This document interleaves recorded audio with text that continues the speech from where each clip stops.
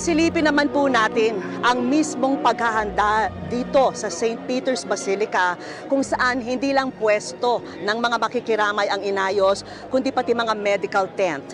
Pati pagdating ng mga world leader pinaghahandaan ng iba't ibang embahada. Kasama na rito sina Pangulong Bongbong Marcos at First Lady Lisa Marcos na nakarating na dito sa Roma.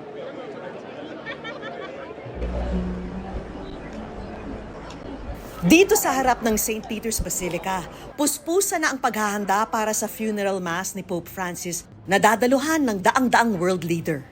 Nandito po tayo ngayon sa St. Peter's Square at sa isang kanto nitong plaza, makikita natin itong scaffolding na itinayo para sa mga miyembro ng media na magko-cover sa funeral mass ni Pope Francis.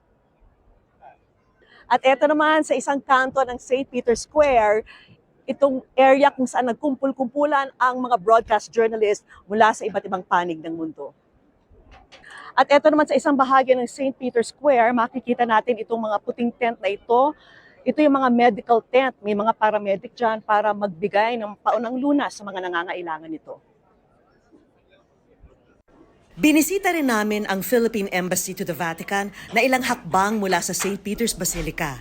Having met Cardinal Tagle several times here, I know that he is deeply saddened by the loss of Pope Francis, who I believe is not just a boss technically, but I guess a personal friend, somebody who I think medyo similar talaga yung kanilang mindset and approach.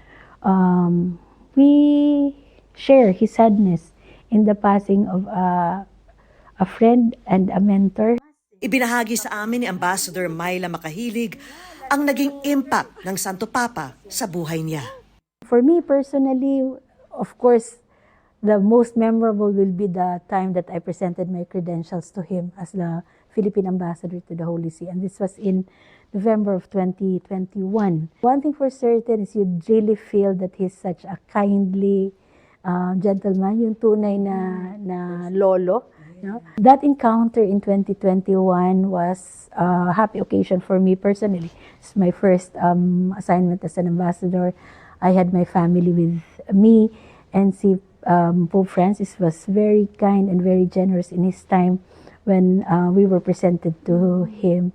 Maging ang ibang staff sa embassy, sobrang na-appreciate ang pakikipagkamay sa bawat isa sa kanila tuwing may diplomatic function sa Vatican.